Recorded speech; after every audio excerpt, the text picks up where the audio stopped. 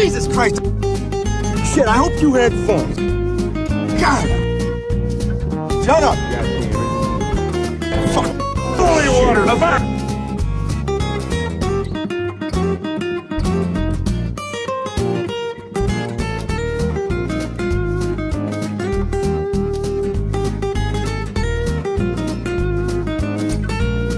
Blood and Black Rum Podcast present The Mangler.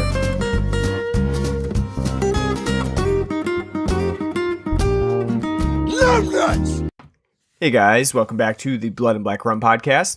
I'm Ryan from the moonsdeadworld.net and cultsploitation.com. Joined with my co-host Martin. How's it going? Pretty good. We joined the Cultsploitation Podcast Network, so that's a fun scenario right there. We're joining up with other podcasts, so it's gonna be good times. Yeah. Can you say you joined when we made it? Yeah, when we could say we joined. We joined. We created and joined. Let's say, did the U.S.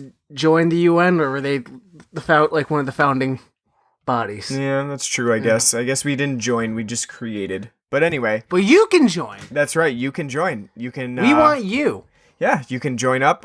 We will cross-promote each other and all that fun stuff. Perhaps have some hosting, some co-hosting things, or like do a crossover event. So it's going to be a lot of fun.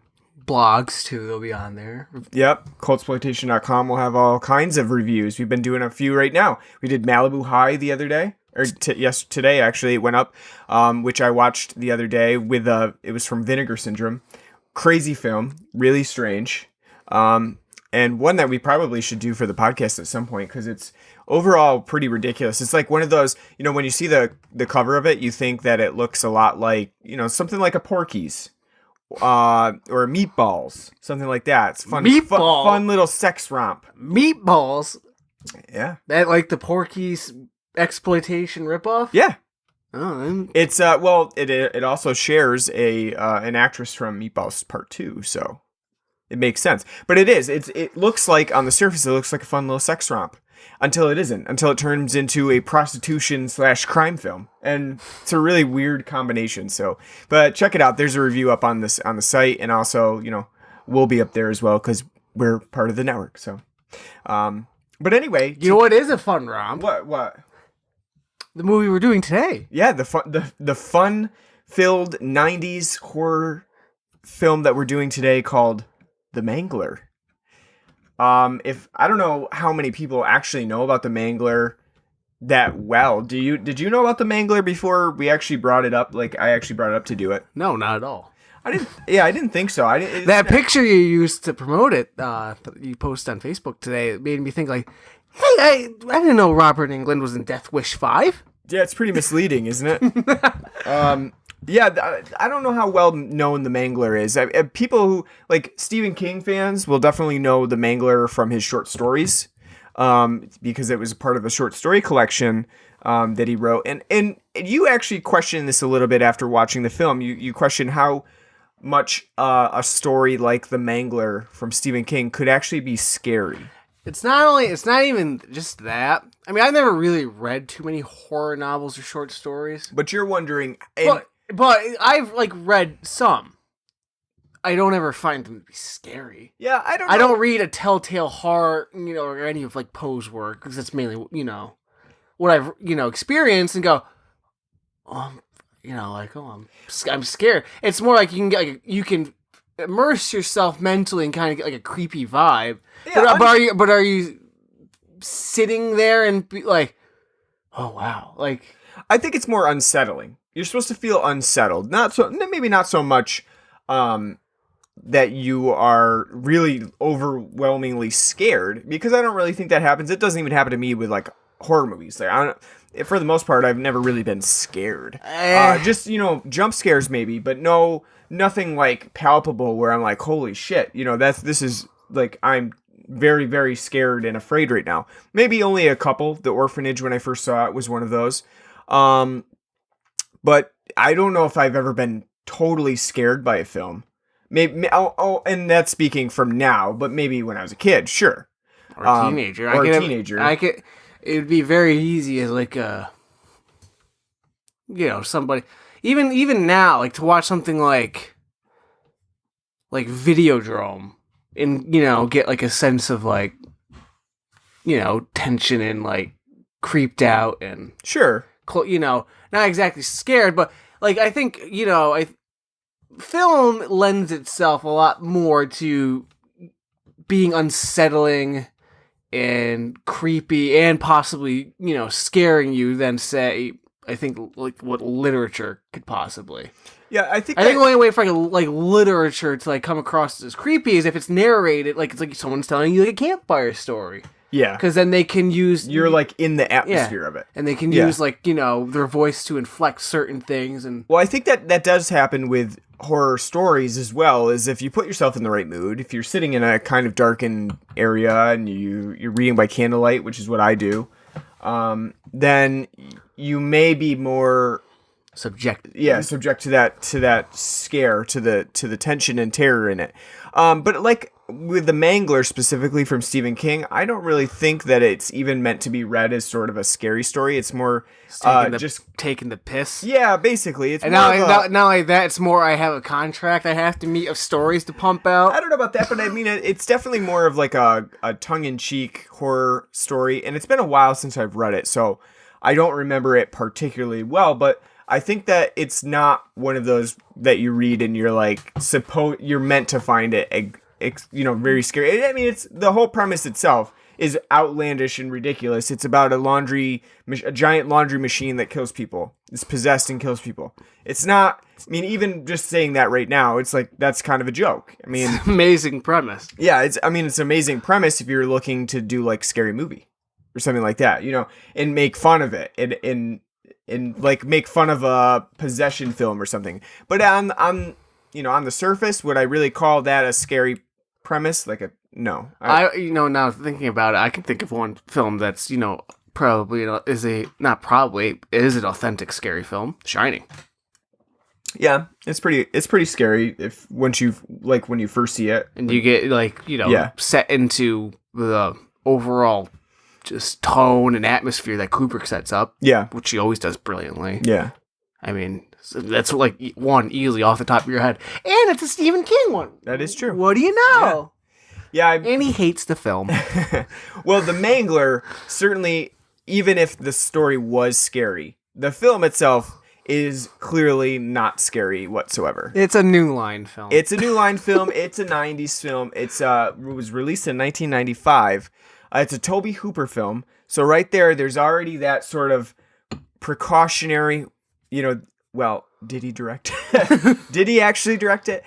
Did he not? Well, I can tell you that Steven Spielberg probably would not have wanted to put his name on it. So there's no I don't think Spielberg did Poltergeist. I guess whatever happened. I think he was involved, but I don't think he, I think he probably had a lot of influence over what happened with it. But at the end of the day, it doesn't really matter.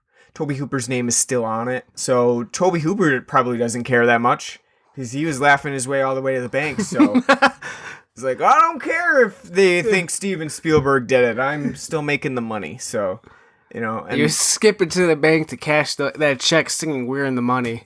The only thing that really doesn't bode well in Tobe Hooper's favor is that generally his later films really are not good whatsoever. And to be fair, that's a lot of horror. I was gonna preface, I was gonna state that after, in that you can't tell me John Carpenter's Ghost from Mars is, yeah, pretty much anything that John Carpenter's released lately, like The Ward, Ghost of Mars, again with anybody else too. Say like rest his soul, George Romero. I mean, sure. Wes Craven had quite a few duds later in his career. Thank God for Scream 4. Rest his soul as well. So yeah, I mean, you can't... I think that has more to do too with the fact that I don't know why. They just like when it came to their later films, like no studio would give them a budget to work with. I mean, granted, they never really made their films on a high budget to begin with.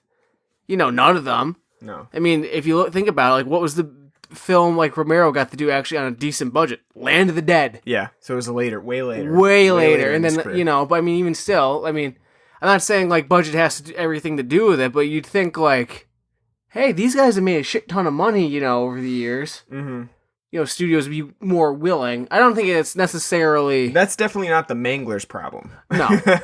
that's the budget is far and away the least part of this film's problem. But what I'm saying, like, I mean, well, usually with a smaller budget, like say Romero's later films, and you know, Scream 4 had a good budget for Wes Craven because it's Scream 4, so you got, you know, I think like with the smaller budget comes not as good actors because you don't have as good as actors. They can't, you know, really move the story along. You can have a crappy story or one that's kind of outlandish and make it work if the actors, you know, involved are good, and you know the effects and all of that. I think it's all you know, it's all part of the problems. I think, and I think that kind of hampers all of these like filmmakers like that, Tobe Hooper included. Mm-hmm.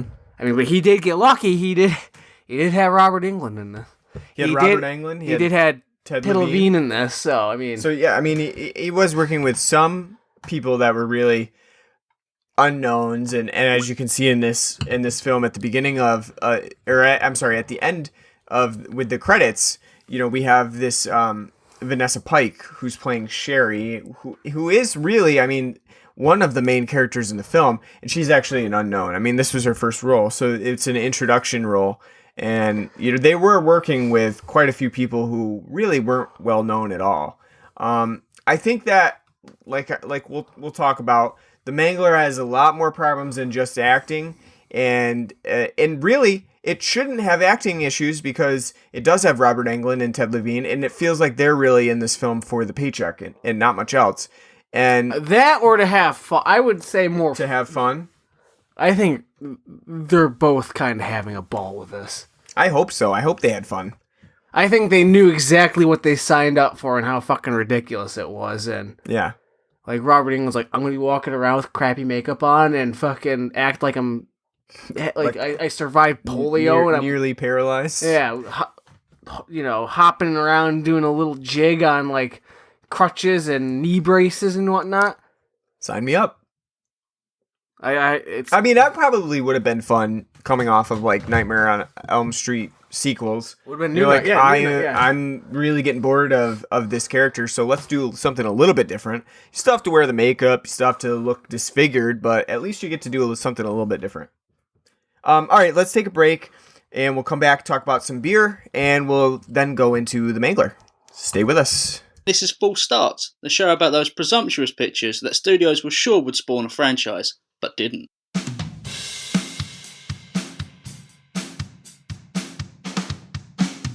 So back on Eternia, Skeletor sort of locates the key on Earth with Google Maps, and then asks where his mercenaries are. He's had to walk past those mercenaries to get into the room. Yeah. Guys, Skeletor is rude. Go on. Okay, go on. Film does not know what mercenaries are. Evelyn assembles them, but then introduces them to Skeletor as his finest warriors. Are they his warriors, or are they freelancers? Okay, name them. Beastman. Come on. There's at least one. There's one that's an easy one. I know. Because some mother are always trying to ice skate uphill. The Blade. Thank you. That's two. Look, the fact that we were able to name two characters in this film, you were able to name two, instantly makes it better than Planet of the Apes. If you like that, you can hear more on iTunes, SoundCloud, Twitter, and Facebook at Full Starts Pod. Thanks for sticking with us. We're back to talk about some beer tonight. And this one, we've never had this brewery on the show at all before. To be honest with you, I've only had one of their beers. Yeah, I've only had one as well. Which one? Because I think it was IPA, maybe? Lager for me. Yeah? All right. Well, we're talking about Olde Saratoga Brewing Company's. And today we're talking about their Death Wish IPA, which Death Wish, if you haven't seen like the Super Bowl commercials, it's our local coffee beanery, I guess you would say, roaster. Expensive as shit. Expensive as shit. Very expensive coffee. But it's good coffee. It's worth the price. It is really good coffee. It's one of the stronger blends of coffee, although they want you to feel like it's the strongest. You know, I see what I don't get though about like, oh, it's a straw. I don't give a shit what the caffeine content of my coffee. I don't drink coffee to get the caffeine. To get caffeine or energized. No, I agree. I drink because I just love the taste of coffee. Exactly. Me too. And that's why I drink mine. So that's why I don't go out of the way to get Death Wish, because it is really expensive. But this Death Wish IPA from Olde Saratoga Brewing is infused with the coffee. So it's a coffee IPA. And that's a really weird concept. I don't think I've ever seen anybody else do a coffee IPA. I'm sure there are. I'm sure there are some that do, yeah. But I've never seen one around where we are. So it's a really interesting premise, and I was interested in it when I went to fill my growler at Market 32, which is our price chopper. It's rebranded. It's them trying to be Whole Foods. That's right. It works. It's working. They got a Starbucks. They got a literally what it is. I've been growler fill. I've been in there. It's literally just they remodeled it to look more like a Whole Foods, and they have like more of a Whole Food selection. Like, look at all the organic food. Yeah. Meanwhile, down out here in buttfuck nowhere, only 35 minutes away, we don't get that. Mm-hmm. We just get regular price chopper. Yeah. What can you do? But this bitch. But this Death Wish IPA. When I talked to the guy who filled my growler, he said it was had an undercut. No, he didn't actually. Oh wow. Yeah. Man bun? Nope, no man bun. No, I'm pretty much just a regular old Joe. Surprise. Regular guy. No, but the guy I talked to, he said this one, because they do samples there, and they let me sample it before I got the growler, which I was not even going to do that. I was just going to order it. That's a terrible idea. Why? Because I would literally just go there like, give me a sample. Yeah, that's true. You could just go there and do that, but no, I was appreciative because you might sample one and you'd be like, no, I really don't like that one. So it's a good deal. No, it's a good idea. It is good because then like if you're unsure about stuff, no, I'm not saying it's bad. I'm just saying I would abuse it. It's dangerous, is what you're saying. Yeah. I would abuse it. I mean, I agree because I would be like, oh, I've never tried that style of beer, or I'm very hesitant on them because they're hit or miss. Mm-hmm. Like it goes. Like some of them I kind of like, and some of them I don't like at all. So I'd have to be like, yeah, I'd like a sample of that because I wouldn't just go off, and go off all hot, half cocked, and fucking get it, and then be like, I made a terrible mistake. But so I had a sample of it. He said it was a very hit or miss beer. Like people are very opinionated on it. Some really like it. And then others really, really don't. So there's no real halfway point. And I can see that too. Yeah. The idea of a coffee IPA is very much you're either going to enjoy or you're not. I can't see someone drinking this and being like, yeah. I mean, for one thing, you have to really like coffee. Because if you don't like coffee, like you're immediately out. You just count yourself out. It's not going to happen. And then the other part is you have to really like IPAs. Because if you don't like IPAs, you're pretty much out. So just don't even go there. But then if you like both of them, there's still that chance that you won't like them mixed together because it is a weird combination, but I think that it works pretty well. No, I would agree too. And I'm very taken aback and surprised by that. When you told me about it, I thought it was a terrible idea to mix the two. And I couldn't really see them being mixed together. Mm-hmm. And, to be honest with you, they're not really mixed. Yeah. Cause, at least for me, the taste profile is very much coffee in the front. Right. You get, like you're drinking a cup of coffee, and then, like, the back end is an IPA. It tastes like an IPA. That's what It's not really, when I drink it, I don't really get the two flavors mixing and blending together. It's very segregated. That's what I get too. Yeah, it is. It's definitely heavy on the coffee in the front. I'll agree with that. I don't know how much coffee is actually in this IPA, but I have to say that it's got to be quite a bit because of how much flavor that you get. I was saying, I imagine you'd have to have quite a bit to kind of counter the IPA taste. I can't imagine it'd be like if you're drinking like a white IPA, it's like just like a hint, little zest of orange. And I wouldn't say that actually the hops are super strong in this IPA. No, they're not. It's not. It's actually for the hop. An IBU characteristic of the beer is pretty mild for an IPA. It's still it is an IPA profile. It's not like it's a pale ale. But you're definitely right. It's not overwhelming at all. Like how a lot of IPAs, especially West Coast IPAs today, taste like they're double IPAs. Right. So no, it's more on the mild side. There's definitely a stipulation with this drink, though, is that I would not recommend having it with like a food pairing, because I think that it really changes your Taste. your taste, what you have on your tongue. And so I would definitely not recommend having like any food with this. This is really a sipping beer, and not almost like a dessert beer. Yeah. Campfire is what I think they're trying. Oh, sure, yeah. Campfire, I could definitely see. Like what they're trying to go for, because it's supposed to be like one of their fall beers. I don't know if it's a fall per se, but I think I wouldn't really characteristic as right. No, it's not like a something summer beer. I don't pound after. I don't. Hot day. Yeah, I'll never get like pairing IPAs with summer. No, thank you. Even if it's a session IPA, great. See, I do. I get the pairing with the IPA, but I definitely would not pair the Death Wish IPA with a hot summer day. Yeah, when it's 85 and hit me up with that coffee IPA. 90% humidity. You just got done mowing for 3 hours. Is that what you want an IPA to? Yeah, I can do that. No, you're wrong. For sure. Wrong.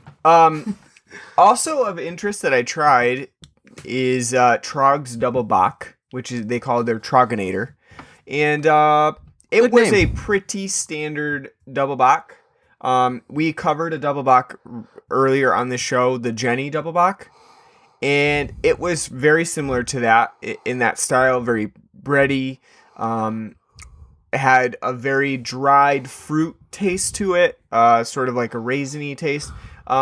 And it's also somewhat similar, and got to be something of a brethren to the old style that we had that one time. Yeah, they've got to be, you know what I mean? They've got to be within the same family, because they do have that same dried fruit sort of thing sitting in your basement style to them. Mold. Yeah. Monks just putting things in their monastery and just letting them sit around for a while. So alcohol, ferments from it. That's what it's basically like. So I like the Double Bock. It's definitely not my favorite style. I didn't try it, and I would not try it. I only got a 32 ounce of it because, again, I am not a huge fan of it, but I do like it here and there. So it's amazing how different a box and double box taste. Mm-hmm. Like literally how box are malty, but yet light and easy, delicious to drink. Yeah. And then double box it's are like very difficult. Like what the fuck did you do? You let them sit around too long. That's what you did. And then I had this weekend, I had Sierra Nevada's 2017 Oktoberfest, which I thought was really good. Basic, your pretty much everyday Oktoberfest. So I don't think we've ever had Sierra Nevada's Oktoberfest on here, have we? On here, I don't think so. No, but I've had it before. Yeah, I would be interested. I don't ever remember it being anywhere near your favorite type of Oktoberfest. No, I would be interested in covering it for here because I know it's out. I got a 6-pack of it the other day. Everybody drank them all on me, so I think I only had like 2 of them the entire day, but that's okay. Well, that's what you get for buying a 6. It's nice to share. That's what you get. That's all I could find was a 6. I couldn't find a 12. Oh, they got them at TJ's. Do they of the Oktoberfest? Yeah, I couldn't. I've already seen them out, and I was like, I know. I was at Hannaford, and that's what I grabbed because that's the only thing. No, I was at Price Chopper, and that was really the only Oktoberfest that I could find, so I grabbed it because they didn't have anything else. But it was only 6. I really did want a 12, but you'll find it soon enough. Yeah, I'll grab it at another time. But other than that, I haven't had anything else. Have you? No. Nothing new. I think I have had a couple things new, but they're not really sticking out, so I'm sure we'll cover them in the past. But the main attraction here is the Deathwish IPA. Definitely check that out if you can find Olde Saratoga Brewing around you. I don't really think it reaches out very far. I think it's only the capital. Very much a local brew. I think it's only the capital region up here in New York. Yeah, I think so. But if you ever stumble upon it, definitely check it out because even if I would recommend it even if you're not sure about it because you could really end up liking this and like coffee IPA would be like your new thing.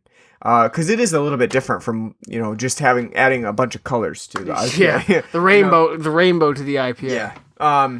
So it's really interesting combination, and or even if you could find anything that's like a coffee IPA around you, Give it a try. Yeah, I think you might like it. Tell us what you think. That's right. All right, let's take a break. We'll come back. We'll talk about the Mangler.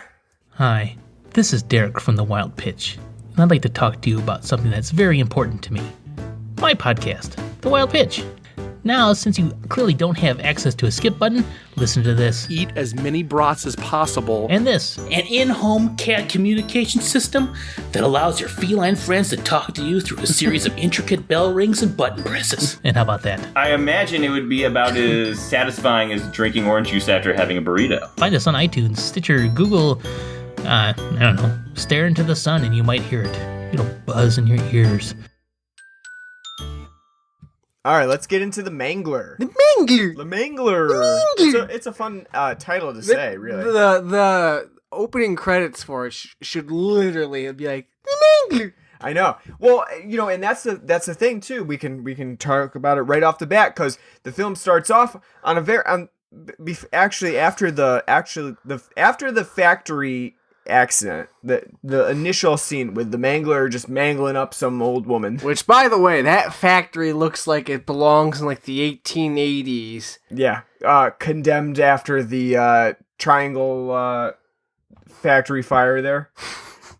Something like that. Upton Sinclair's in there in disguise, getting ready to write The Jungle. Yeah, he's got a little mustache on. It's just the building looks like it's like something like the Willy Wonka factory. It's still set in the 90s, but the people walking around there and working like the setting makes it look like it's something from like Oliver. Like one of the workers is gonna walk up like, "Please, sir, I want some more." It's so fucking and then you have ridiculous right off the bat. It's ridiculous, and you have the foreman who's like out of he's almost like one of like a ship's like foreman or something, yelling out like, "Oh, board!" He's got that really ridiculous voice. That's Come on, let's work.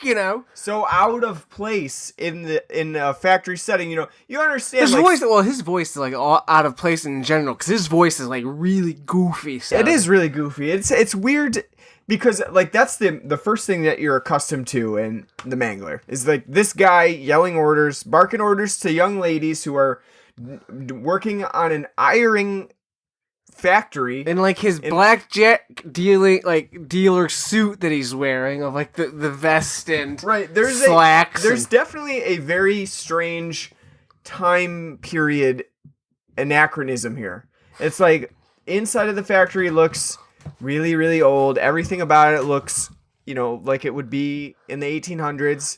You go outside. There's the manager's office. Yeah, manager's office is like has like a phone that you have to plug in to the operator's switchboard, and then dial out with a rotary. Everything about it is. But only that, it's on like a second level, and the manager can oversee all the workers and like come hobbling on out like Walk, damn you! You know? It's a really weird thing. Like, it literally, like, overseeing, like, the accidents and saying, like, oh, shit. He's like, yeah! Another one's dying!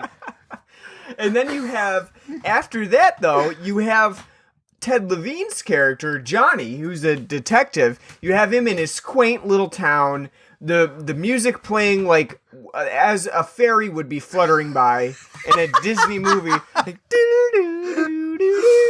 it's a very, like, tonally off moment in there. Like, we just saw a woman horribly mangled to death. Her body is simply a bucket of mush. And then here comes Johnny in his quaint little hometown. And his Grand Cherokee, because god damn it, everybody in the early to mid 90s film drives a Jeep Grand Cherokee around in these quaint small towns. Not only that, birds are chirping. Yeah, not only that, he almost gets in an accident with the moving truck and the like quaint music still playing. Like, yeah. There's even though you would expect at that point with this accident there would be a swell of violins or something like to build like tension. Like that. No. Oh, he almost got in a car accident for no apparent reason. Just truck came out of nowhere and pretty much he was driving like an asshole too. So like this was obviously a residential area, probably a 20-mile-per-hour speed limit. So any sort of accident like that would have been uncalled for. But anyway, yeah, it's very weird tonally, and you definitely have that feeling of like, this is a 90s TV movie or a 90s TV sitcom, like right away. It's Lifetime throwing their hat into the horror genre. Yeah, pretty much. I mean, like, if you were to look at this, you wouldn't find this to be out of place on, like, UPN in the 90s.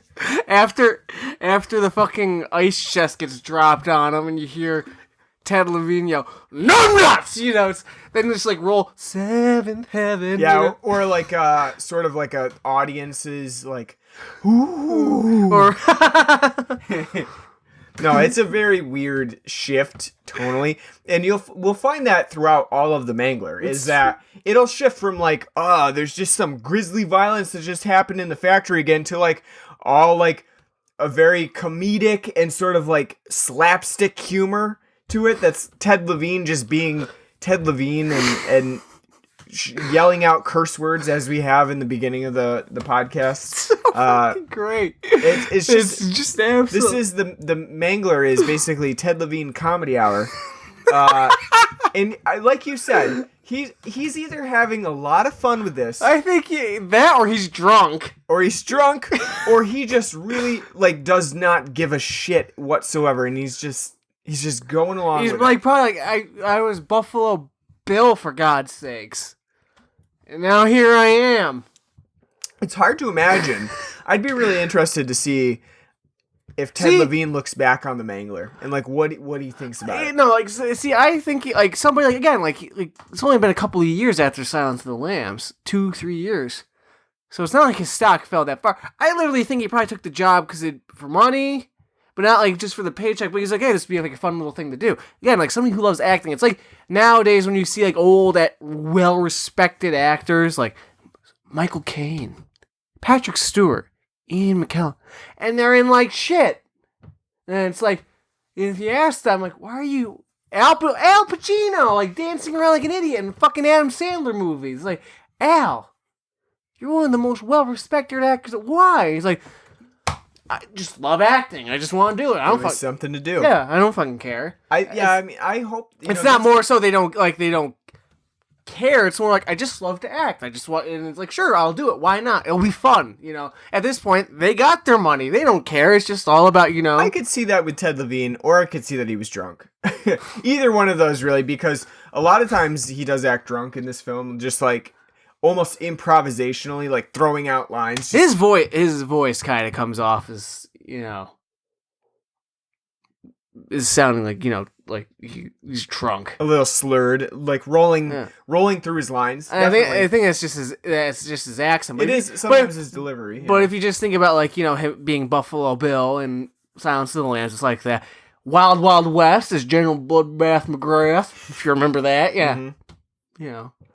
Yeah, I can see it. Did he sound like that in like Monk 2? Yeah, he has sort of that drawl. I would say I would describe it as a draw where he's like rolling all of his words into one phrase, and you can even hear it sometimes. We try to cut it out a little bit in the beginning of the podcast with all of his vocal deliveries, where he's kind of rolling into the next phrase that he's saying. Yeah, it's already, and it's hard to like cut that. So I could see that maybe just being a draw. But anyway, whatever it is, he's doing a great job in the Mangler, because if you had no other reason to watch the Mangler, it's Ted Levine. If he played it straight, I don't think this film would be enjoyable at all. There's a difference here between how we took in Mako last episode, which was really a difficult film to get through entirely, because it's a train wreck in all regards. And then there's the Mangler, which is also a huge train wreck. It makes no sense whatsoever. Not a lick of sense. Doesn't make sense. It's but fucking beautiful. It's wonderful. This is the beautiful train wreck. Yeah, it's wonderful in the way that it's just fun to watch and roll with it. And you're just like, I don't know what's happening, but it doesn't matter because Ted Levine is flipping out again. You know, it's great. And I think that's what you get with the Mangler, because I want somebody to do Inappropriate Holiday Road for this film. They could. They totally could. Mrs. whatever her name is getting eaten up by the Mangler. Play Holiday Road there. You could totally get away with that. Fucking just driving the Jeep all around, you know, just. Yep.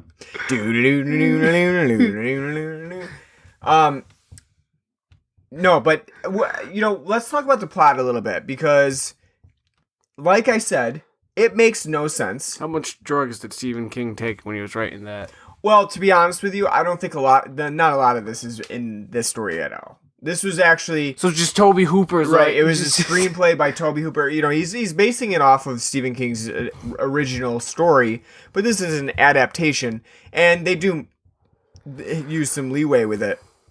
And I don't think a lot of what's actually included is in the Stephen King story. It's a 20-page short story, then stretching this film to nearly 2 hours. Well, that's the thing, too, that you have to kind of look at it from the perspective of Tobe Hooper and the two other writers that helped out with him, Stephen David Brooks and somebody else. I can't even remember. But from their perspective, what appeals to you about The Mangler as a short story, which was pretty short, that you're like, I need to make a full-length movie, and not just a full-length movie. I need to make a 100-minute movie out of this, an hour and 45-minute movie out of this. What's this? What's to say that New Line didn't like? That's true. Maybe they did. Maybe they latched onto the story. They got it for cheap, and then they were like, "Fucking make it." I don't care what you have to do. Just keep going. And this film really does keep going. It just keeps going. Everything just keeps getting more elaborate and more ridiculous as it goes on. So you start out. You have this Mangler machine. It's a giant laundry press that kills people. Okay. By the way, I get it. Do things like this still exist? Like giant laundry presses like this? Laundry factories like this. Oh, I have no idea. I've never heard of a laundry factory, so that's news to me. Like this fucking, like I said, it's like 1800s. Like, well, go to bring the clothes down to the factory and well, we have. I guess I guess it makes sense for their town because everybody's a rich asshole in their town. So everybody's like, I need my clothes pressed. Like perfectly. Perm pressed. So yeah, I don't know. I doubt this is a thing anymore. So those were probably the first to go. I don't even think that would be like a thing in the 90s. I really have not a clue. Unless I'm not rich enough to have my clothes pressed at all. So I definitely don't think I have a laundry factory in town that can do it for me. But that's a good question. I don't know. Is this a thing? Do you work in a laundry factory? Do you feel threatened by a possessed machine? Let us know, and we'll contact the proper authorities. A giant steamer. I have no idea. I don't know. Maybe and when this story was written, it was earlier too. It was not in the 90s. It was probably in the 80s. So maybe at that time. I really don't know. You got dry cleaners and you got fucking washers and dryers. I don't know. Or maybe is this like the factory that churns out clothing? So they have to have a big laundry press to press the clothes. Because it's a laundry factory. That's true. It's the Blue Ribbon Laundry. Yeah. It's not. It's a good question. I don't have an answer. It's not they're making clothes. Yeah. I really don't know. I don't know if that's a thing that exists or if it did exist in the 90s. I don't have that answer. But one thing what I was saying is, you have this giant Mangler machine, this machine that presses clothes. It kills a person. Okay. Got it. First it mangles. Right. Robert Englund's niece. Yeah. It is the responsible party in the death of his niece, for sure. No, she doesn't die. What? No, she in the intro. I got you. She gets cut. It just cuts her. Yes, I get what you're saying. Yeah, it was his daughter that died. That's right. But we don't see that. We don't see that. Yeah. But I can go along with that. I can go along with this machine that it gets a taste for blood, and it's like, wow, I kind of like the human blood aspect. It's a lot more yummy than eating a bunch of clothes all the time. You can go along with that. But then we just get more and more elaborate. So this machine now is, it also transfers its spirit into an ice chest that it comes in contact with. When there's a ice chest that falls on the machine and it creates a lightning spark. And, which is a very, very small plot point. It is a small plot point, and it doesn't. That's what I'm saying. But it doesn't make sense. But it's a Why? big plot point in the sense because it's the machine transfers a bit of itself into other things, mainly people. But it doesn't make sense. It's stupid. Why? It's stupid. I don't understand the whole idea of like this now inanimate ice chest box that's like all of a sudden kill some boy that we don't even know. People and kill somebody. It doesn't make any sense. It's so out there, and it has no place in the actual plotting of this film. Like it just is an event that happens, and after it happens, everybody's just like, okay, well that's over with. Let's focus on this Mangler again. It's almost it's not necessary to the plot whatsoever. You're already looking at an over 90-minute film. It's an hour and 45 minutes from there, and I would say a good chunk of that is from just the ice chest box where Ted Levine gets to go ape shit on it and bash it with a giant sledgehammer. So great. Just like shit, fuck. And right there in that scene is one of those scenes where you have to think like, was he drunk? Because there's a stumbled on set one day. Well, yeah, and then he stumbles into the garage, knocks things over, and that almost seems like that was impromptu, like it just happened. He just accidentally Tobe tripped. Hooper's like, we've only got $1 million, keep rolling, and that almost seems like that was just a happy accident that added to the comedy of it. So great, just Sam just like fuck, like just falls in the background and like they're just looking at the chess machine. Then he comes back out with a sledgehammer and just starts smashing away.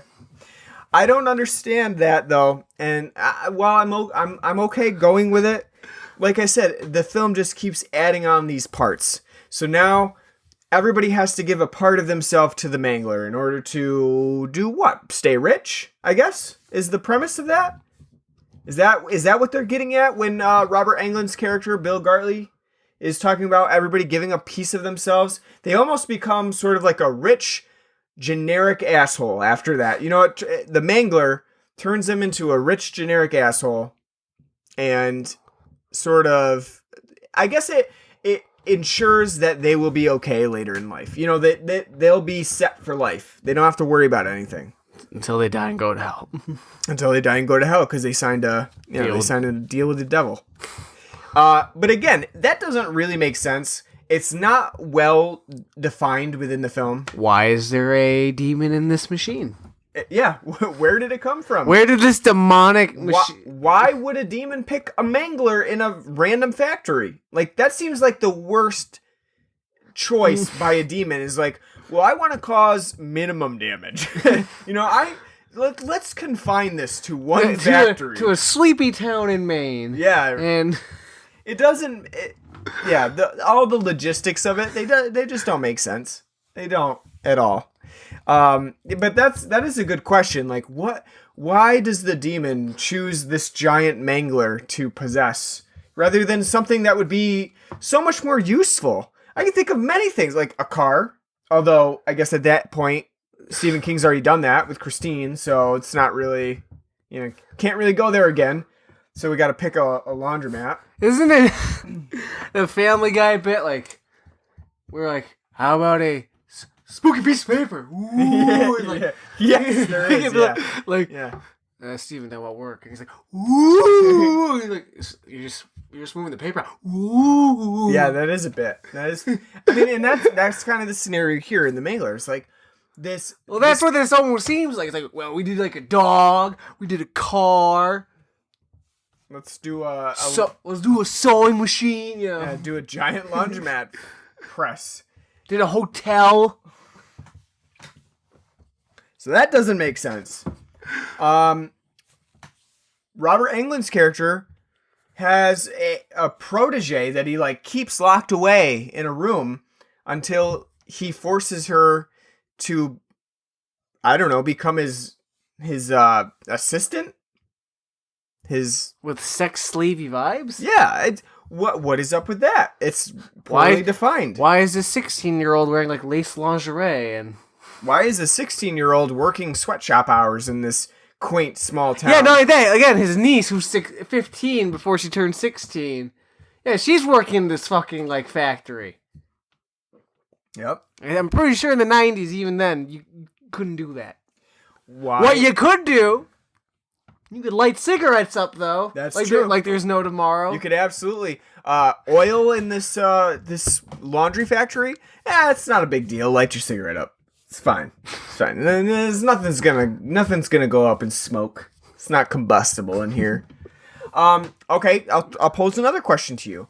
Why does the photographer, the crime scene photographer, whose name is JJJ Pictureman, for whatever reason, someone was like, sleeping that day. Well, someone was like, what would be an interesting name for this guy? He's like, 3 J's. What in the possible fuck could 3 J's stand for in your name? John. 3 J's and I can tell you. And a last name. I'm going to tell you right now. John Jacob Jingleheimer Schmidt. John Jacob Jingleheimer Schmidt. Yeah, Pictureman. Yeah, with Jingleheimer being hyphenated. Well, no.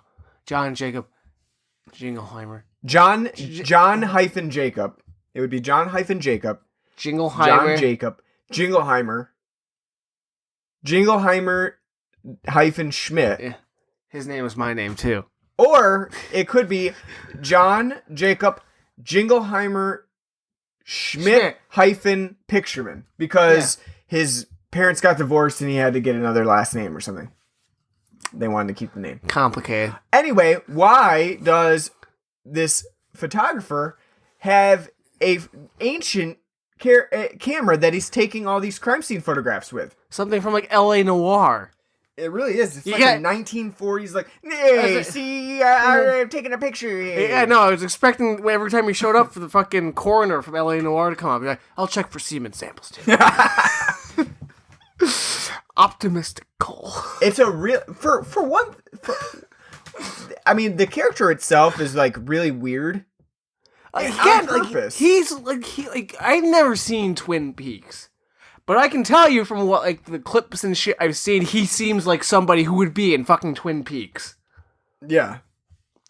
It's just a really weird character overall, and he seems to have no connection, no bearing on the Mangler itself whatsoever. But then, towards the end of the film, he's like our source for exposition. He's the only reason why we get any sort of exposition about this, because he leaves a book for Ted Levine's character, John, to look through, and it has all of the pictures of previously deceased members of the rich families in a booklet. And it's like, this guy's been collecting this booklet for years. And he knew about it, and he didn't fucking tell him. He never did anything about it. He's just collecting. He's like, well, I like collecting pictures. It took him, like, that forever to figure, like, wait a second.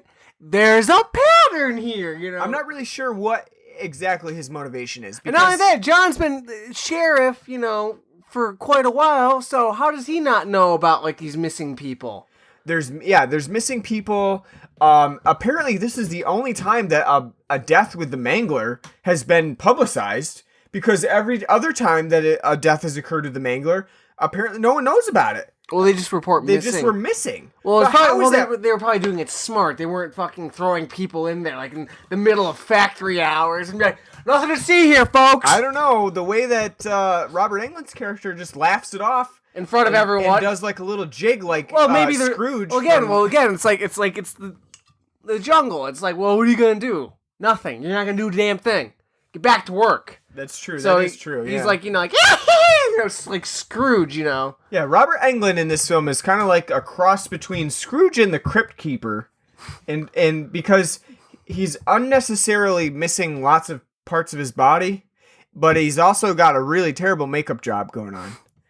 And he is a delight. He is a delight. He is acting like he's gone off the rails too.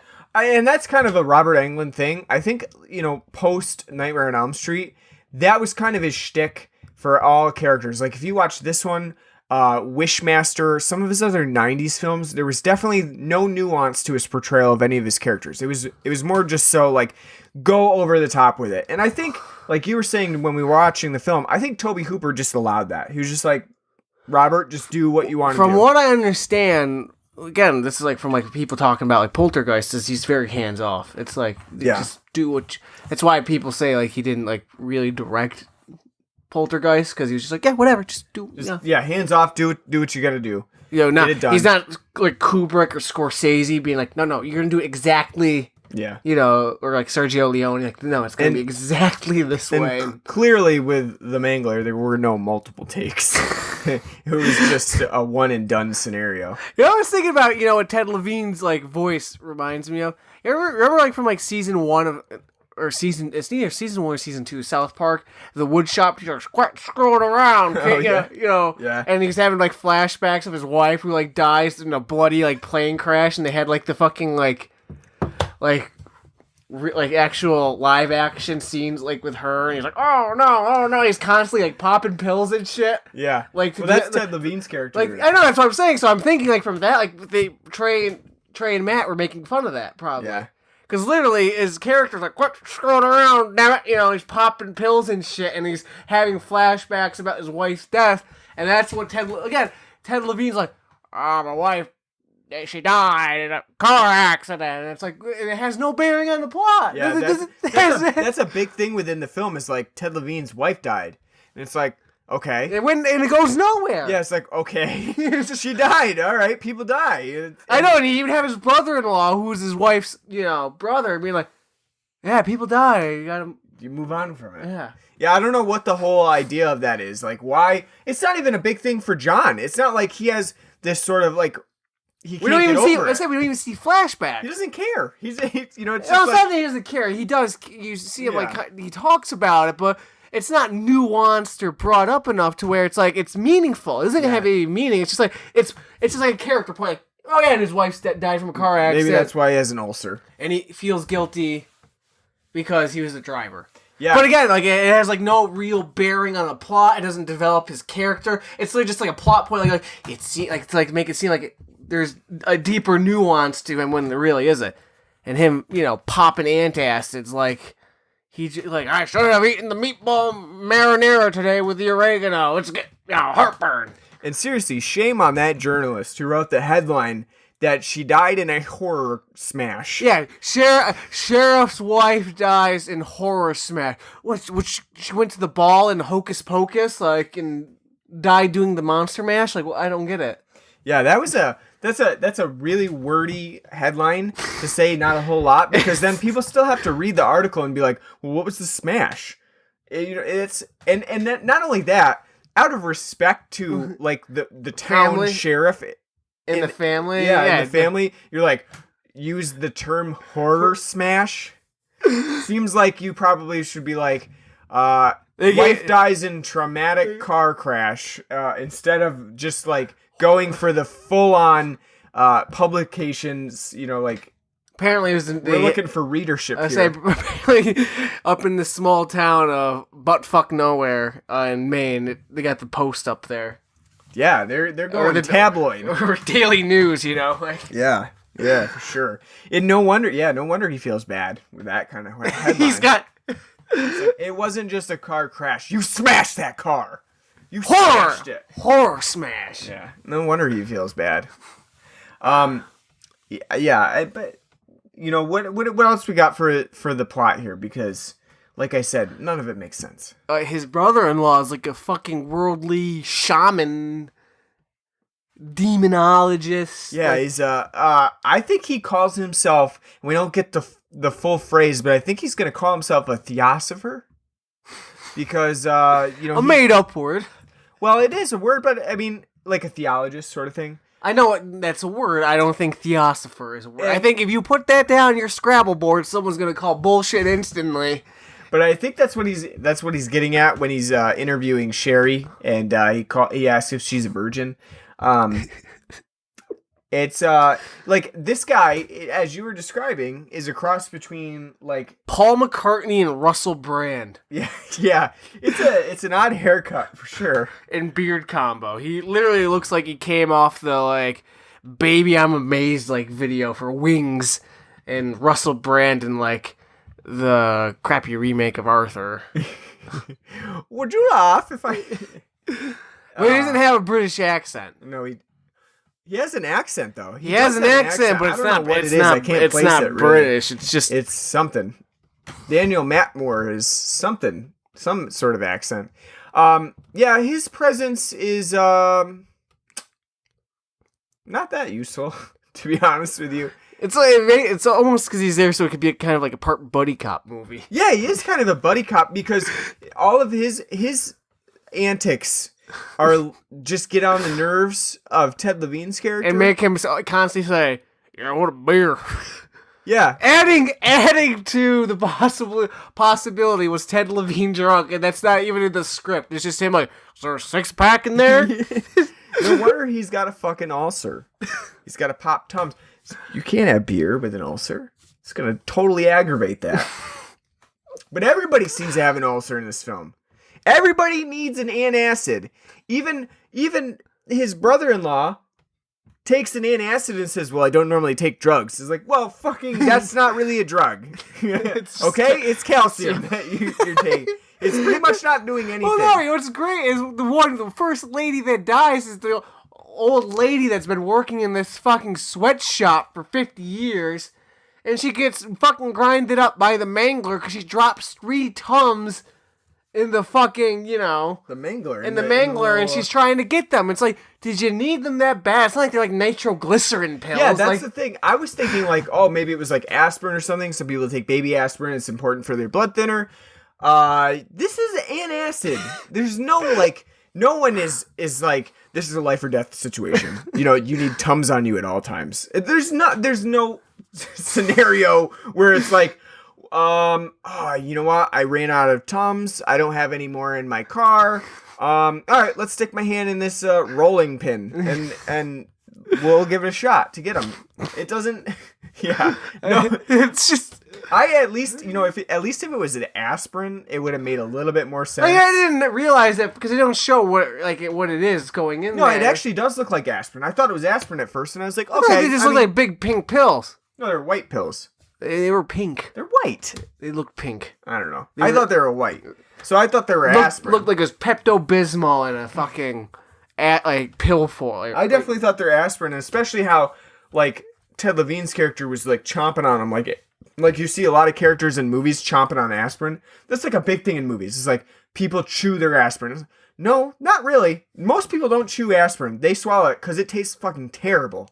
So I tried it one time because I was like, well, I see everybody else do it. It looks pretty cool. I'm going to chew my aspirin. Yeah. It tastes horrible. Yeah, no thanks. The bottle says to swallow. But I'm not breaking that rule. It does work a lot faster. Well, like I said, take the liquid gels next time, you cheap bastard. TIL. Today I learned. Okay. For all you people. Well, like I said, that's just common sense, though. It does. Yeah, it does get into your bloodstream faster. It works a little bit faster.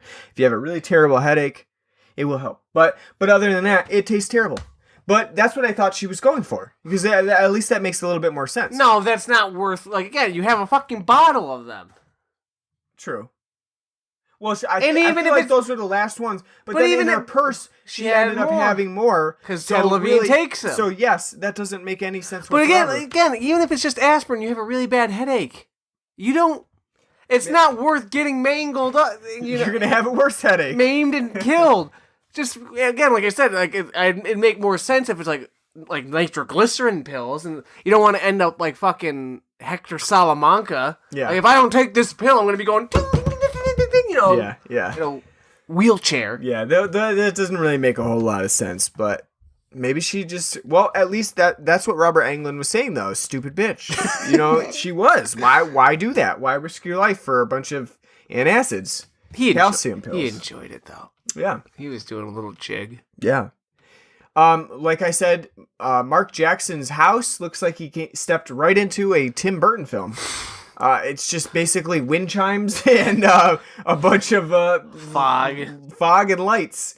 And he even does like a merry little shuffle on his bridge that he has over like a river in his own yard. It's a little weird.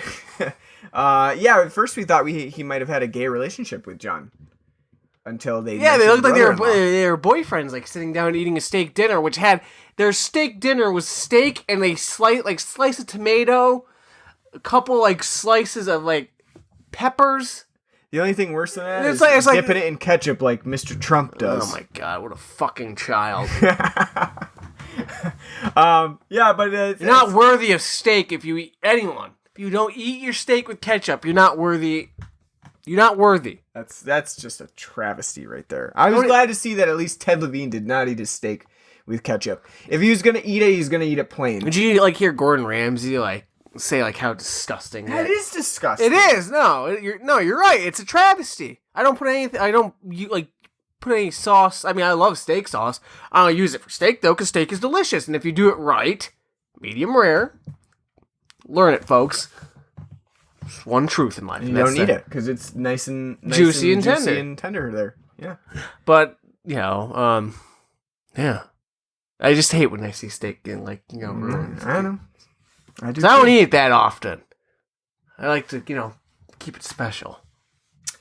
What did you think of the rest of the cast? Because a lot of them are unknowns. Like we talked about Vanessa Pike a little bit. She's literally there to scream. Yeah, she plays Sherry, and literally that's all she does is very outlandish screams. Yeah, just give it your all.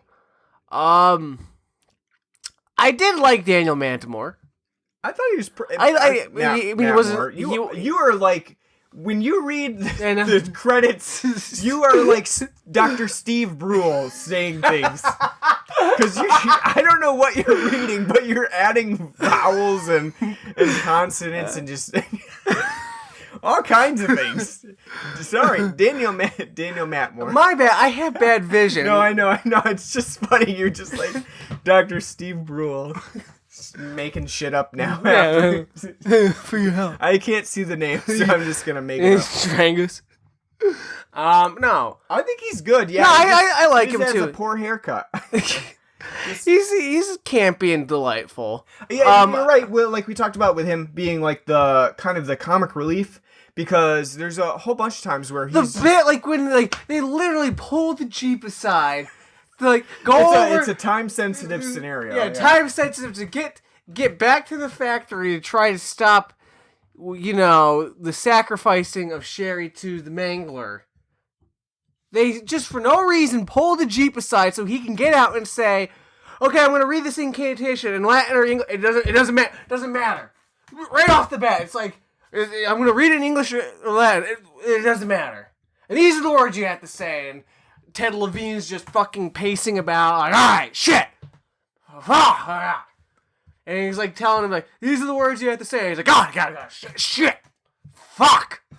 And then they get back in the Jeep and go. Yeah, it's like you couldn't do that while you're driving. Totally pointless scenario. And it makes it even more pointless because when they get to the whole incantation thing, he starts doing the incantations in Latin, and the bits he was telling that Ted Levine's supposed to say isn't fucking saying. He just starts throwing holy shit at the Mangler. Yeah. Yeah. It's fucking great. I think other than that, there's not really anybody else that's in this.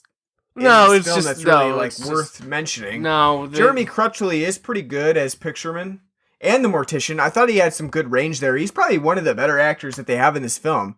No, he's good too, because I in Pictureman too, because like I said, he gives a really good like creepy, weird Twin Peaksy vibe. Yeah, he's almost like way more nuanced. It's almost like he was misunderstanding, like everybody else is going out. No, because I think his I think his vibe fits with the tone of what's going on. Yeah, I think he's supposed to be your oracle for the story. Yeah. Problem is, there's nothing really in him that makes him an oracle. He's the oracle, but at the same time, he's not really saying what needs to be said. He's just like... Yeah, he's not giving them any information that they actually need until after the fact. And again, it's supposed to seem like him and Ted Levine are like buddies or whatever. Like at first, it seems like he's like a cop, like a CSI picture taker for the police. Right. He's not. He's just some fucking guy that's taking pictures. Just a photographer. Yeah. And then it's like it seems like they have like some kind of relationship that they've known each other forever, but then it's like maybe they really didn't. It's very misleading and taking you astray. But I think he did a really good job though. I think he was, like you said, nuance is pretty good. Is a good word to describe it, because although he's out there and outlandish and goofy, I think the tone of what he's doing fits perfectly. Yeah. And as the mortician, it's great too because he's just like, oh yeah. You want cherry tomato? Yeah, he's pretty good as a mortician too. Like, even though that's really a stereotype of like morticians now, that they're creepy. That not only that they're creepy, but they're like they don't really have much respect for like the dead and what they're working on. They're more so like, well, I'll just make it into a joke. Yeah, isn't this cool? Yeah. Which I totally understand where they're coming from in that sense. It's you see it so often. It's just like, I'm dissecting another dead body. It's not really a big deal. It's just more so like it's almost like this is the best. Yeah, he's like, this is the best I could do with the remains that came back. The things I had to work with. You see it all the time, and you kind of get accustomed to it. So I understand that. I get that. I get why that's like a stereotype, but still, they really went full on with that one. One thing that we didn't talk about, which is also way ridiculous, is the whole part where the Mangler actually comes to life after they do the exorcism of it. And it then relies on a very, very poor CGI Mangler monster that comes after them and follows them down into a giant pit that happens to be underneath the factory. Well, I'm surprised there wasn't like some Lazarus pit down there with like Ra's al Ghul or what, It does, yeah. I don't understand. First of all, we don't really get why there's this giant pit of like a huge stairwell. I guess it's because it's a demonic factory, so so they can have whatever they want to. Like dispose of the body, what's left of the body down there in the pit, I guess. But that Mangler CGI is really bad. It's like an Atari Jaguar effect. Yeah, you said you were expecting like some sort of. I was expecting like to hear like when it like was roaming around like Sega. Yeah, it is really really bad. And the whole premise of it's like amazing becoming a monster. I was saying it's amazing too. Couple of things kind of amazing about it. One, a year later the PlayStation would come out in North America. Yeah. Look, when the shit on that looks a lot better than that thing did. Two, the whole hinging thing of there's nightshade in the antacid. Yeah, and that's an occultist thing. So not only did their incantation like to try to stop it isn't going to work, it's made the machine stronger. Yeah, like that's a very like flippant. I don't even remember them bringing up, like, Nightshade. It was Belladonna, is what it was that they did bring up earlier in the film. But again, it's very flippantly covered. And I don't believe that Belladonna is actually in antacids. Well, again, it's just... But it could be, I guess, but I don't really know. Apparently, it could be in certain ones. But it does. I mean, it's a stretch for real. It's a weird scenario. But like I said, that's a very flippant plot point. It's a plot point, but it's like so like barely like within the weeds of the story, and only like mentioned that one time, and then when you get to the thing, like I get what they were going for there because they didn't want to be so generic as to include like, oh, it's just virgin's blood. They wanted to trick the audience into thinking that that's what it was, and then it actually was Belladonna. I get that totally, but I think that the Belladonna is such a small portion of this film altogether. And like you said, you miss it if you tune out for 1 second. There's only like one conversation about Belladonna at all, and then if you miss that. That when they bring up the Belladonna and the antacid, there's no real, you're like, well, what the fuck does that mean? It doesn't really register. So, I mean, I don't think that the end of this film, the conclusion is really where someone's going to be like, well, I was in it till now. I was really following until they did that.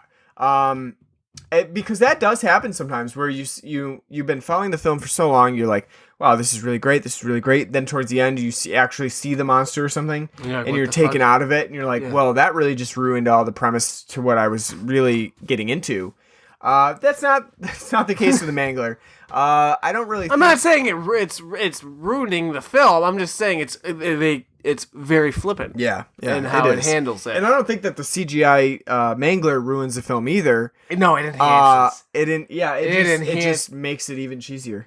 No, when fucking he gets Ted Levine's brother-in-law gets ripped in half by some like random robot arm. Oh, that's awesome! It's a great effect. When fucking Robert Englund gets just compressed into like. Yeah, you totally can't see that his head is sticking up from some other place. You totally can't see it. It's very well hidden. Yeah. Tom Savini did not do the effects on this one. But I think that no one's going to be like thrown out of this film by the whole Mangler effect, but it is really bad. Just keep that in mind as you're watching it, because. What do you think of the rest of the effects? Like I said, with Robert Englund and. Well, Robert Englund's makeup is not very good. I don't really think that it's good. I think it's like a mimic of Freddy Krueger, except going less burned. You know what I mean? Like, it's almost the same style, except instead of burn, it was an old man. Yeah, and it's not very good. It's not very creative, I don't think. I think some of the Mangler effects, like where there's actually getting like steamrolled, I think those look okay. I think it's probably the best that they could do on the budget. And Mangler looks awful. The Mangler does look awful. It looks like a paper mache. Yeah. Made out of like the and the explosion, woo, is really bad.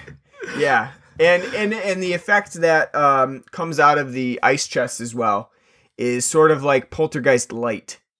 You know what I mean? It's even worse than what they did in Poltergeist for any of those sort of like blue, and that was like blue effects. It was like 13 years earlier. Yeah, spirit effects. I don't think Tobe Hooper's at the top of his game here.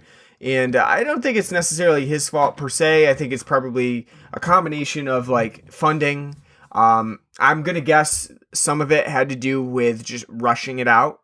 If I had to guess, it's a New Line film. Yeah, exactly. I'm thinking like New Line was like you need this out at this time. Probably not a lot of time for production and post production. You get a month. I wouldn't doubt it. I mean, I'm thinking, this. I would be interested to see how Tobe Hooper looks back on this film too. Getting an interview with him about the Mangler, because I'm assuming that he's not happy with it, and probably not happy with a lot of his '90s work. He did a couple other movies too that just really, they're not up to snuff with what he can do. And what he's shown before. Like, I love the Texas Chainsaw Massacre. I love the Funhouse. Those are some of my favorite films of Tobe Hooper's. And some of the other ones, he definitely goes a more comedic route, like Texas Chainsaw Massacre Part 2. Definitely more of a comedy route, which I don't love. So I think he has his hit and misses, but definitely in the 90s, there were a lot of misses. And I don't know if that was... Let's say, to be fair, totally different decades. Exactly. I think 70s, especially when like Texas Chainsaw came out, it's more... That's, it's an exploitation film. It's coming more in line with the horror of the time, more grounded and... There's definitely expectations in the 90s for it to be campier, and... If you watch many films in this time period, like Wishmaster, they all have this sort of feel to them. That's like almost, even though they're depicting like horrible deaths and stuff, there's still like this weird lightheartedness to them. That whimsy. Yeah, right. Exactly. That makes them like stand out in almost, if you think of like how a Friends episode ends or something like that, like something happens, there's a falling out, but then it ends on like a okay note. That's how most of these horror films go, and you wouldn't really expect it. Can you just imagine at the end of this, like Jerry Seinfeld being on stage, like, so this is what happened. Well, that's kind of what's the deal with these laundry? That's kind of what does happen in the Mangler, because at the end, Ted Levine revisits the factory because he thinks like, oh, they've beaten the Mangler. He got Sherry out safe. He goes to see her, has flowers.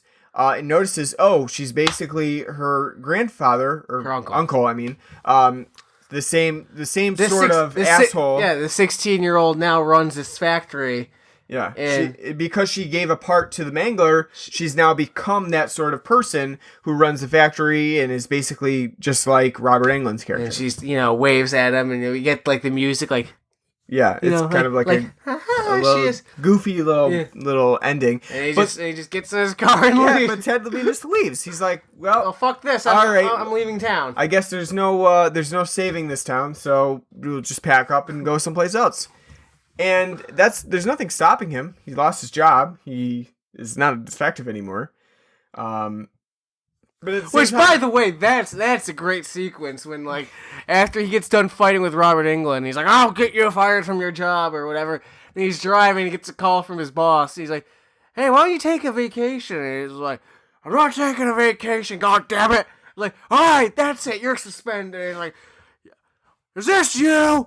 I'm gonna come for you. He's like, you're fired. Yeah, it's a very, very, very quick moment where it goes from hey, maybe you just want to take a vacation to you're done, you're fired. But that end scene where he drives away is almost like Terminator. Terminator, but it's like a happy ending. It's like the music, the way the music's playing, and like the way like she's waving at him, like. It's not supposed to be like, it's like, oh, she's been corrupted, she's been possessed, they lost, but like, you got this happy music playing, like you expect, like, like him to be like, wink and give like a thumbs up, and like, it's like slowly fade and have like end credits, like, this is what they went on to do afterwards. Right. Yeah, a little bit like, he drove off and he lived in Kansas for the rest of his life, happily ever after. And that you're right, that whimsical there was. I don't know if I would say whimsical, but it's more like a sort of Enya Bjork style music at the end. Little early for Bjork. It takes away from like how we're supposed to feel about that. It's like, oh, they lost. But then again, the soundtrack is literally that. There's nothing in the soundtrack to hint at horror. Or, to elicit anything of, like, dread, horror, creepiness, terror. It's constantly this early to mid-90s, like, just, like, again, as you said, TV movie music of, like, when he's, like, sitting down eating steak with his brother-in-law, and it's, like, you got this, like, oh, what's going on? You got, like, this, like, this, like, low piano music playing, like, oh, tell me about your day. And, like, you expect, like, Bob Saget to come down, like, honey, this is why, we can't be mean to people. Friends are very important. Yeah. Why don't you say your story? It's definitely a weird tonal shift for the music. It doesn't really fit all the time. I think the theatrical trailer actually does it a lot better. With the trailer is misleading as all. It is, yeah. The trailer, they make it look like it's a legitimate horror film. Which it is not. I know a lot of people hate The Mangler, but it's hard to find a lot to hate about it because it's just so fun and hilarious. You're watching it for probably the wrong reasons, but still, it is hilarious. I don't think the two sequels are probably in that same boat. Probably not. If I had to guess, for one thing, I don't know I don't put my trust in anybody who saw The Mangler and like, you know what this needs? A sequel. This needs a sequel. So it's like, we didn't get enough of like a machine that kills people in the first film. Like, we need another one. It's, not something I would pick to be as sequel material, but yeah. I've never seen the other two, so. I don't really want to. No, I don't have much interest in it. It's more because I want I want this to be just what this is. Yeah, just The Mangler. Yeah. All right, so out of 10 laundry pressing stations, what would you give The Mangler? On an enjoyment scale. Okay, yeah. Well, no, I will preface this. On an enjoyment scale, this is a 9 out of 10. This is like Troll 2. I even say even better than like Troll 2 for me, like in the levels of how more fun, ridiculous it is. But it's up there with like Troll 2, The Room, and just like how enjoyably bad this film is. Yeah. On an objective scale, this is a 4 out of 10. Probably even lower.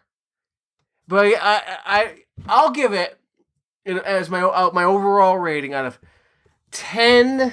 I'll do it this week. I'll give the scale out of 10 shit fucks. I'll give this a 5 out of 10. All right. And that's combining how much you enjoyed it. How much I enjoy this film. Is it really a 5 out of 10 film? No, it's not at all. It's not a good film. Yeah. But it is very fun. Yeah. I would find it very hard for people who love horror films especially to not enjoy this. Because a lot of people who like horror films also like campy schlock. You can't tell me like you think like most people would say like they love Nightmare. Because it's, fun, but it's also scary. Mm-hmm. But a lot of people who like the franchise would be like, I like the third one, I like, because it just gets goofier and, So you're telling me if you like something like that, there's no reason for you to watch this film and not like it. Right. Or same thing like Friday the 13th. Like, people are like, I like, Jason in Manhattan. Mm-hmm. There's no reason for you to not like this film. Yeah, I agree. And so I would say, look, this is not a good film. It is not well done. It's tone deaf. The plot goes nowhere, though it has a million points. They go nowhere. The acting is not well done at all, but it's fun. And I think overall, this is a fun film to watch. This is something I would watch on like the Halloween season. Yeah. Because it's such an enjoyable film. Yeah. I don't think it should be an hour and 45 minutes. Yeah. This could easily be an hour and 20. But it's a very fun. I'd give it a 5 out of 10 just because of how fucking fun it is. Ted Levine, watch this film just because for Ted Levine, and just how like delightfully out of his mind he is. Yeah, I think I would probably give this a 4 out of 10. And that's with, I probably would give it a like 3 for like how actually objectively good it is, but an 8 for how enjoyable it is. I just think that. I agree with you for most part of it. I just think that it runs a little bit long towards the end. Like an hour and 45 minutes is way too long for this film. And I think that the enjoyment level goes down as you continue to see like the same things occurring, like people just getting fed into a machine and how you're right. That is very repetitive. It gets repetitive and a little bit boring, and then you have to deal with Sherry screaming all the time, and I would give it probably a 4 out of 10 altogether, based on enjoyment and how good the film is. I almost think I'd have to like overall give it a 4 instead of on like merit based quality, like basing the film, because I gave Mako a 3. That's true. This film is not as bad as Mako. It's not as bad as Mako, no. Yeah. All right. So that's me ranking a film higher than you. Not that's true. Yeah. No, normally it doesn't happen within this genre. That doesn't. Yeah, that's true. All right. So what are we doing next week? You want me to pick? Yeah, it's your pick. I picked two weeks in a row, so you get to pick. All right. We'll finally do it before we start getting ready for our horror series. Yeah, because we're coming up to, what is it, like the 20-something, the next time we release an episode. Today's the 16th, so it'll be the 23rd. So we got 2 more weeks of August, and then we run right into our our Halloween programming. So, yeah, we got 2 weeks to fill. All right, so I already know what I want to do then. All right, so what are we doing? Big Trouble in Little China, finally. Sounds good to me. Our first Carpenter film. That'll be fun. It'll be a lot of fun. We're both huge Kurt Russell fans. Yeah. Both huge Carpenter fans. Yeah. We'll have a blast. It'll fit right in with the Cultsploitation Network. So it's great. Yeah. And it'll be our first martial arts film too. That's right. We are lacking in the martial arts department actually. For a podcast like this, 80 episodes in. I know, like exploitation 70s films. Yeah, we're lacking for sure. Yeah. This is an 80s one. We haven't done any Nazi exploitation too. That's too topical for. Yeah, it's topical, but that's the point. Yeah, maybe we'll do that one for the 30th or whatever day it would be. But anyway, Are we announcing our Halloween fest yet, or no? We're still keeping it under wraps. No, we're gonna keep We're keeping it under wraps until September. Yeah, we'll keep the. Just so you know, though, we're starting in September. So because we got a big block. We do. We got a lot of stuff to cover. We're not gonna do like what we did with Saw and have it overrun into November by a mile. Nope. we've got this all set up, so it's gonna be fun. Gonna have fun. All right. So before we go, sure. Got one more film to talk about real quick. Dunkirk. Because we're not gonna do a full review on it. Yeah. But we did finally go see Dunkirk. Yep. On Monday. What'd you think? Great film. Loved it. I think it's one of the best war films I've probably ever seen, actually. Yeah, it was, and one of the fun things about Dunkirk is that it is a war film. It's set in World War II. Put the fun in air quotes, by the way. Fun in air quotes. It's a war film. It's set in World War II, but the cinematography is often very almost contemporary in the way that it's shown. You get a lot of like color.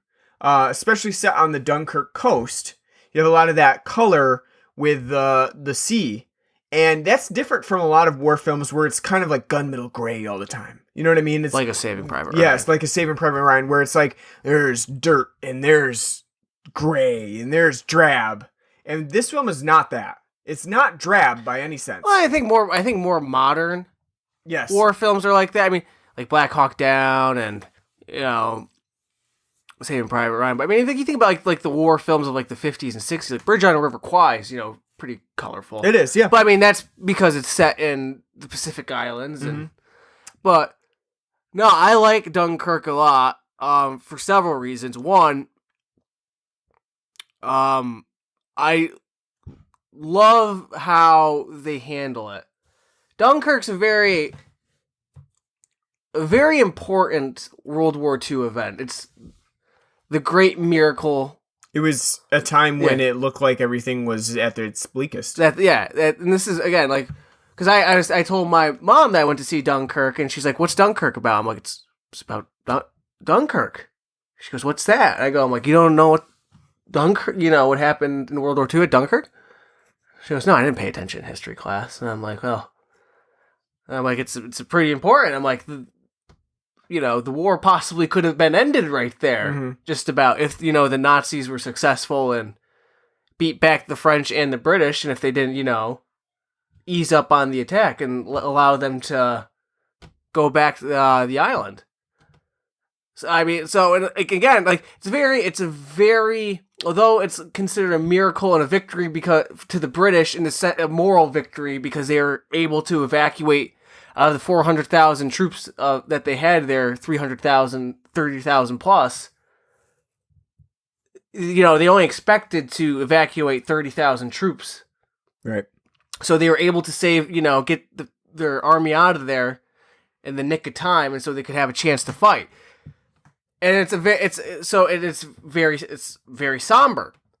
And so what's like very important about it is the fact that a lot of war movies, especially like American ones, are very gung-ho, like, victories, celebrate like the victories, like Saving Private Ryan. Like, at the end of the day, though Tom Hanks died, we beat the damn Germans.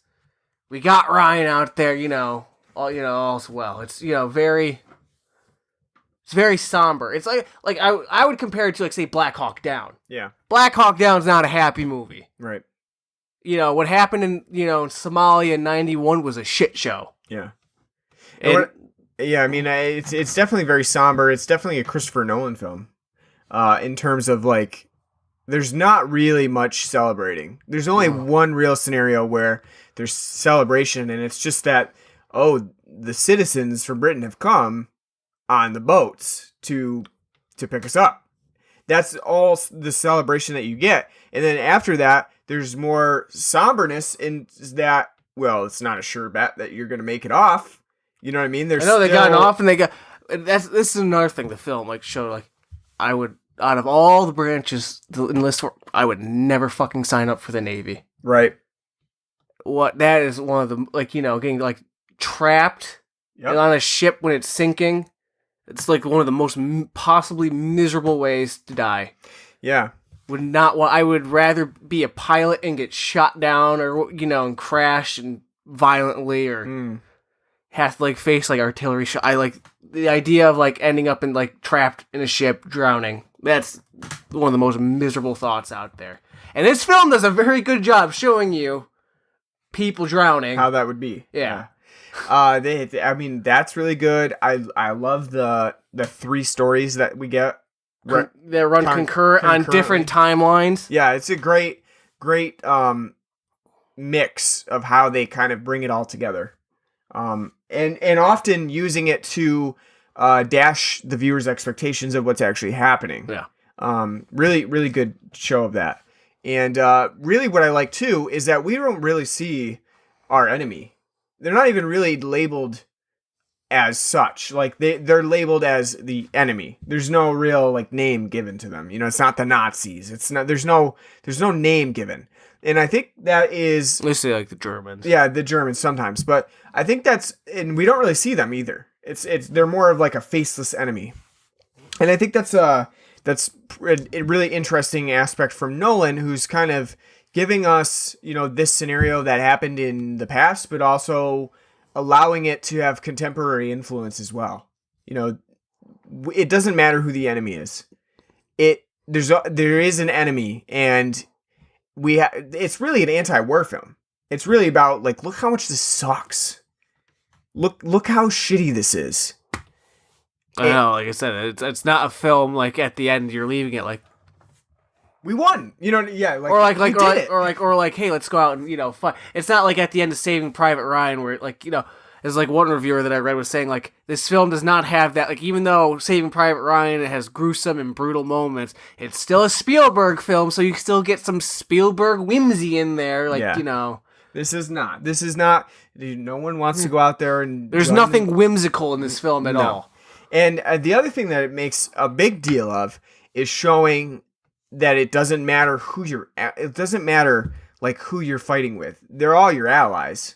So there's a big deal between the British and the French in this film, in that you're one or the other.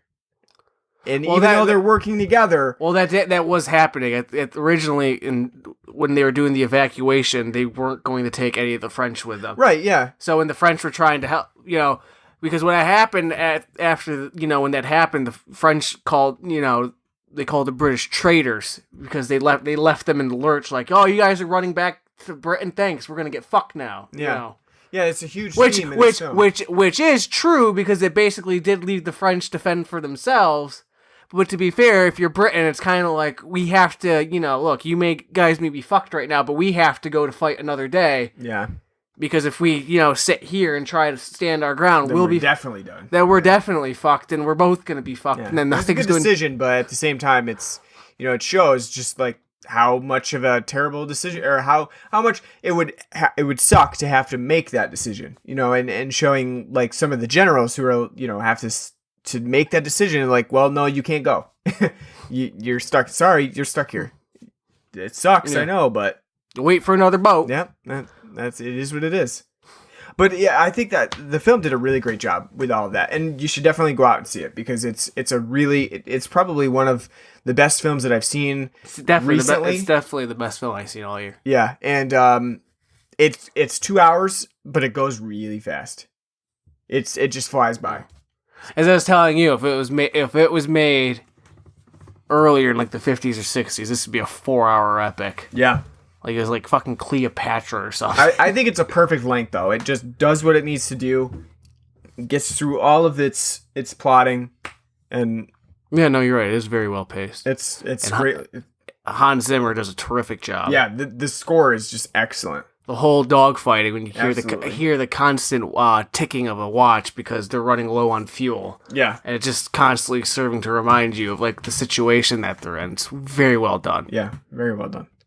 So go out and see Dunkirk. Still in theaters. Check it out. We give it a definite recommendation. Yeah. All right, so we'll be back next week with Big Trouble in Little China. But for now, let us know what you thought of this episode. Let us know what you think of our watching, our viewing of the Mangler, and write to us, bloodandblackrumpodcast@gmail.com. This definitely makes up for Mako. It's good. Good. I'm glad. Let us know what you thought on Twitter at Blood and Black Rum. You can find us on Facebook, Blood and Black Rum Podcast. We're on there. We have a website, Blood and Black Rum Podcast at .wordpress.com. And also you can find us on cultsploitation.com because that is our podcast network. And let us know if you want to join. And we have a Patreon page, patreon.com/Blood and Black Rum Podcast. You can donate to us and help us with, bless you. You can help us with all of our hosting costs. So thanks a lot for listening. We will see you next week for Big Trouble in Little China, and take care until then.